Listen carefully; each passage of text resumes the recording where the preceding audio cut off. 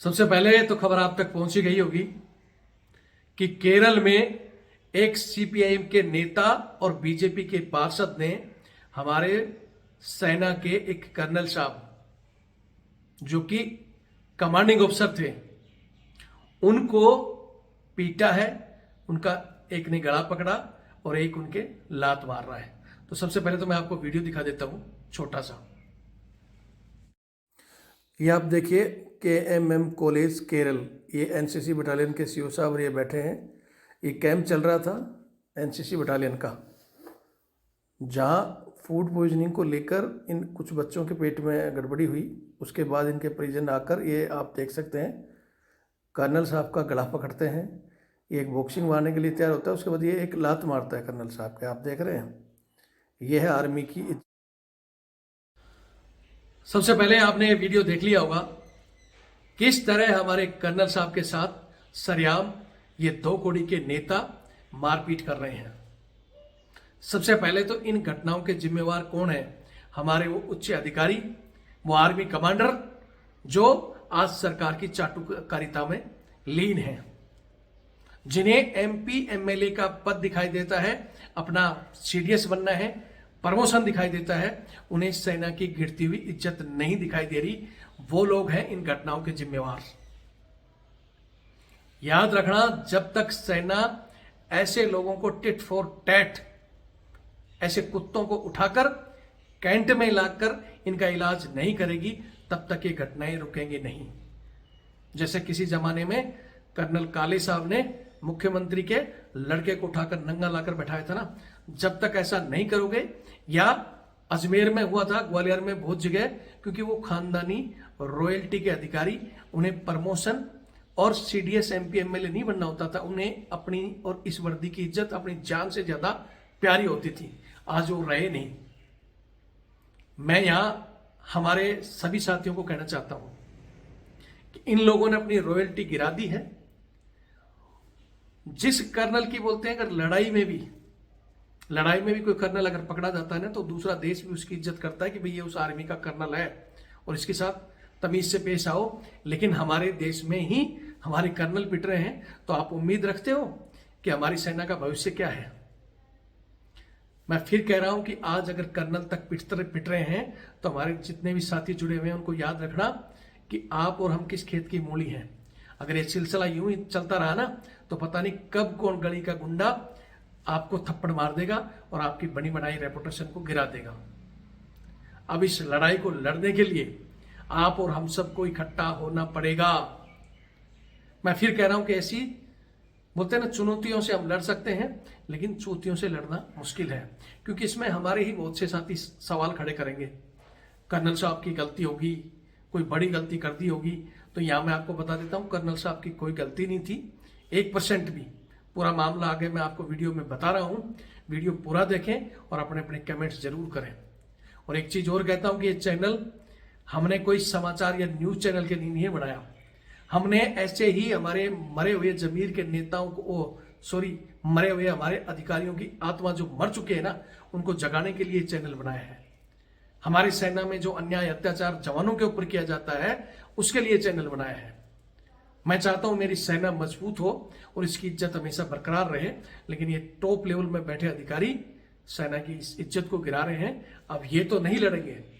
या तो मैं फिर कहता हूं कि सेना एक्शन ले और इन कुत्तों को उठाकर डोज दे, या फिर हम सब एक ऐसी मजबूत टीम बनाएं जो ऐसे लोगों का तुरंत जाकर इनके मुंह पर 4 थपेड़े मारे। उसके बाद में चाहे साला देखी जाए जेल, चाहे देखी जाए रेल। अगर आप सब तैयार हो तो आज मैं फिर वीडियो दिखाने से पहले, आगे घटना दिखाने से पहले, ये मेरा नंबर दे रहा हूं 8290354513 82 90 35 45 13। इससे जुड़ो कि हाँ सर, हम आपकी घातक टीम का हिस्सा बनेंगे और ऐसे लोगों को जवाब देंगे। मैं हमारे अधिकारियों को भी कहना चाहता हूं कि जो टॉप लेवल के, जिनको MP MLA बनना है ना, वो तो सरकार की चमचागिरी करो, बाकी हमारे से जुड़ो, हमें रास्ता दिखाओ। खुद जुड़ो ना जुड़ो, ऐसी कोई घटना होती है तो एक बार अपने इस भाई को, चाहे छोटा या बड़ा भाई समझकर बताना। मैं वादा करता हूं, अगर ये हमें समय से बता दिए होते तो कुत्ते अंदर भी होते, नहीं तो साला हमारी टीम जाकर उन कुत्तों को कुत्तों की औकात दिखाती, चाहे साला बाद में हमारे को कुछ भी होता, लेकिन एक बार उन लोगों की हम तसल्ली कर देते, इतनी हिम्मत हम भी रखते हैं। लेकिन जब आप लोगों को कहते हैं जुड़ना नहीं, हम तो अपने आप में ही वो समक्ष है, अकेला चना भाड़ नहीं फोड़ सकता। और जब तक इन लोगों का ईंट का जवाब पत्थर से नहीं दोगे, ये वर्दी की गरिमा गिरती जा रही है और धीरे धीरे गिर जाएगी।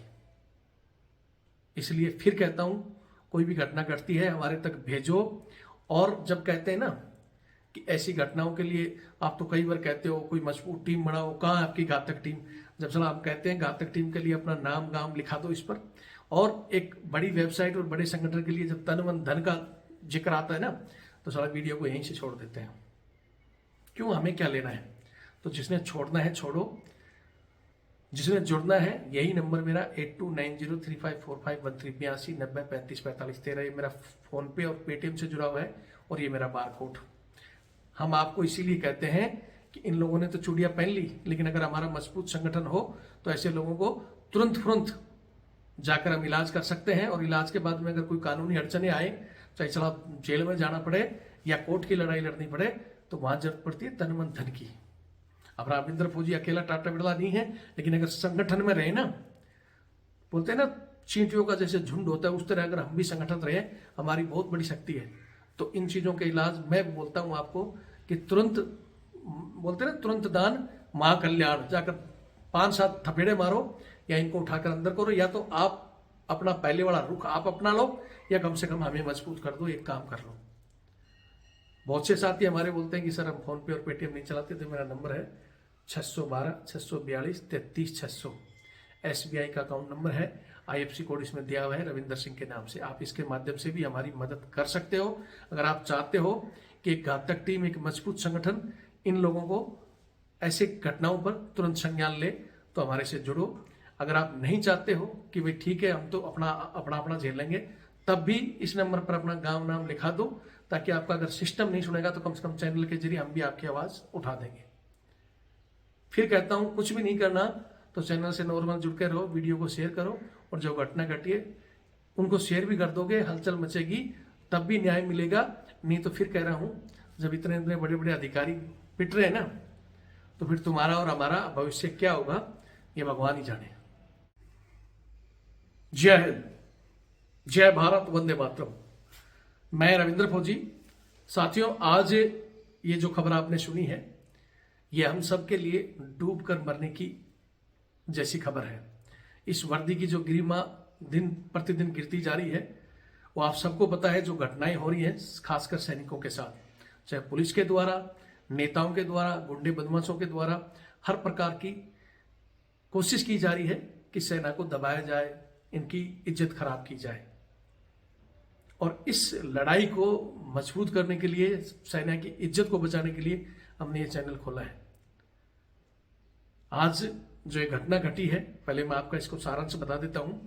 ये हमारे लेफ्टिनेंट कर्नल साहब, जो कि केरल में एनसीसी में अभी कमांडिंग ऑफिसर हैं, अभी वहां एक कैंप का आयोजन किया गया था, जहां काफी संख्या में बच्चे पहुंचे थे। और जो उनका कैंप था, वो जो ये नई साल आ रही है, जो बताया जा रहा है कि इस नई साल में कैंप में उनको ट्रेनिंग करना था, और कुछ बच्चों ने छुट्टी मांगी थी, क्योंकि कुछ बड़े परिवार के लोग शौक में एनसीसी तो ज्वाइन कर लेते हैं, लेकिन कुछ वहां जब तंगियां महसूस होती है या इनके लिए सेलिब्रेशन जब कुछ आता है तो इनको छुट्टियां चाहिए, तो उसमें कुछ बच्चों ने छुट्टियां मांगी थी, जो हमें सुनने में आ रहा है। वहां कर्नल साहब ने कह दिया कि भाई ऐसा नहीं होता है, जब कैंप स्टार्ट होता है उस बीच में किसी को भी छुट्टी नहीं दी जाती। इमरजेंसी अगर किसी की कोई केस हो गया तो बात अलग है, नई साल मनाने के लिए छुट्टियां नहीं दी जाएगी। लेकिन कुछ जो वीआईपी की औलादें थी या वीआईपी टच में थी, उन लोगों ने एक प्लान बनाया कि भैया छुट्टी कैसे मिलेगी। भाई मेजर साहब को फंसाने के लिए इस आयोजन में कुछ लोगों ने अपना पेट खराब बता दिया, जाकर एडमिट हो गए। जब वो एडमिट हुए तो वहां हंगामा मच गया कि भैया खाना खराब था, फूड पॉइजनिंग हो गया, कर्नल साहब क्या कर रहे थे, फलाना ढिगड़ा। जैसे वो एडमिट हुए हंगामा मचा, और हंगामा मचते ही इनके परिजन कहो या उसमें से कुछ नेता जो छुट भैया नेता, वो पहुंच गए और पहुंच के कर्नल साहब के साथ, जो आपने वीडियो में देखा, एक बंदा उनका गला पकड़ रहा है, एक लात मार रहा है, जबकि उनको पता है कि कमांडिंग ऑफिसर है, उसके बावजूद उनकी पिटाई कर दी गई। जांच का विषय था खाना खराब। इतनी संख्या में अगर बच्चे हैं, वहां खाना बन रहा है, हो सकता है खराब हो गया हो, या कोई खरीद कर लाने वाला कोई ऐसा सामान बीच में आ गया हो, सब्जी खराब हो गई हो, कुछ भी हो सकता है। वो चीजें मैं नहीं कह सकता, हुआ होगा, लेकिन होने के बावजूद भी ऐसे छोटे भैया नेताओं की हिम्मत होगी कि लेफ्टिनेंट कर्नल साहब का जाकर गला पकड़ रहे हैं, मार रहे हैं। चलो मैं ये मानता हूं कि घटना भी घट गई, उन्होंने जोश जोश में आकर कर भी दिया, लेकिन उसके बाद क्या हुआ? उसके बाद कर्नल साहब उनसे रिक्वेस्ट भी कर रहे हैं, वहां पुलिस भी खड़ी है, पुलिस ने एफआईआर तक नहीं ली। क्यों भाई? नेता है, नेताओं की पहुंच तो बहुत ऊपर तक होती है। पुलिस तो बोलते हैं ना कि वही बात है कि इनकी कठपुतली है, वो करे भी तो क्या करे। लेकिन ये हमारे लेफ्टिनेंट कर्नल साहब ने क्या प्रॉपर चैनल वहां जो आर्मी कमांडर हैं या चीफ ऑफ आर्मी स्टाफ को, सीडीएस साहब को, इन लोगों को अवगत नहीं कराया था? क्या कराने के बाद, क्योंकि बात बड़े लेवल की थी, नेताजी थे सामने, वहां तक गई होगी, रक्षा मंत्री जी को बताया होगा, घूमकर उधर लीडरों से बात हुई होगी कि भाई किसी भी तरह इसको दबा दो। तो ये घटना 23 तारीख के होने के बाद में भी दबाई जा रही थी, जो चीजें सामने आ रही हैं, क्योंकि कर्नल साहब को रोककर इन चीजों को कहना पड़ा कि मेरा इंसाफ नहीं मिल रहा मुझे। इसका मतलब घटना को दबाया जा रहा था। इस तरह की घटना हमारे बहुत से चटकों भी होते हैं कि बताना नहीं चाहिए, नहीं तो ऐसा हाल होगा और पिटेंगे। नहीं बताओगे तब भी 7 दिन हो गया था, और वो लोग उस इलाके में तो ये चीजें फैली गई थी, जब हजारों बच्चे थे, चीजें थी सबके सामने, जबकि बच्चे सब कुछ कह रहे हैं, बच्चों को भी पता था, तो पता तो चले गया था कर्नल साहब पिटे हैं। अगर आज वो नहीं बताते हैं तो फिर चुपचाप पिटते रहो और बताओ मत किसी को।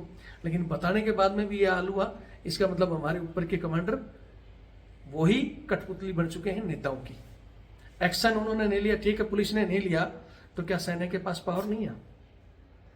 हमारे प्रधानमंत्री जी ऐसे ही जा जाके मिठाई खिलाते हैं, ऐसे ही बोलते हैं कि मैंने खुली छूट दे रखी है। पाकिस्तान से खुली छूट तो जब मिलेगी जब हमारे अंदर ही सेना के ऑन ड्यूटी एक कर्नल साहब को, जबकि ये इतनी बड़ी कमांडिंग ऑफिसर की रैंक होती है, जिस साल दुश्मन देश भी उसको अगर गिरफ्तार भी कर लेता है, लड़ाई में पकड़ भी लेता है, तब भी उसकी रिस्पेक्ट होती है कि भाई ये दूसरी सेना का कर्नल है, इसके साथ घटिया हरकत न हो। लेकिन हमारे देश में अगर हमारी सेना की इस तरह घटिया हरकत होगी तो बाहर ये सेना क्या करेगी? क्यों नहीं सेना ने एक्शन लिया? क्यों हमारे वो वहां से चुप बैठे रहे? जिसका मैं बता ही चुका हूं कि वो चूड़ियां तो पहन ही चुके हैं। और अगर फिर कहा था मैंने कि समय आ रहा है, अगर इसी तरह पिटते रहेंगे तो नंबर उनका भी आएगा। लेकिन उन सब के अलावा अब आप लोग क्या करना चाहते हो? चुप रहना चाहते हो, अगले नंबर का इंतजार करना चाहते हो, या आप लोग तय करें, कमेंट्स करें। और घटना की पूरी जानकारी आने के बाद हम और वीडियो भी जारी करेंगे। लेकिन मैं फिर कह रहा हूं कि जब तक ईंट का जवाब पत्थर से नहीं दिया जाएगा, जब तक सेना का डंडा नहीं चलेगा, ये कार्रवाई नहीं रुकेगी। पुलिस के भरोसे चलोगे तो भैया लीपा पोती ऐसी होती रहेगी और फिर पिटोगे। बाकी वीडियो देखें, शेयर करें। मैं फिर कहता हूं, जो भी हमारे बड़े लेवल के अधिकारी हैं, किसी भी पद के लालच में अगर सेना की गरिमा तुम गिराते जा रहे हो तो इसका भुगतान एक दिन तुम्हारे को उठाना पड़ेगा। तुम भी या तो उस पद पर बैठे बैठे पिटोगे, अगर यही सिलसिला चलता रहा तो, नहीं तो रिटायर होकर पिटोगे। ये पैसा और पद और ये सम्मान, जिस दिन किसी ने थप्पड़ मार दिया ना, या किसी दिन किसी ने डंडा मार दिया, या पुलिस ने नंगा करके उतार दिया, तो सारा धरा के धरा रह जाएगा। इसी पृथ्वी पर बोलते हैं ना कि कर्मा, जो कर्म करोगे उसका फल मिलेगा, तो वो मिलेगा ही। एक सैनिक और एक सेना का सम्मान अब ये देश तय करेगा, हमारे सैनिक तय करेंगे। बाकी वीडियो देखें, शेयर करें, जो भी अपडेट होगी मैं आपको दे दूंगा। जय हिंद, जय भारत, वंदे मातरम।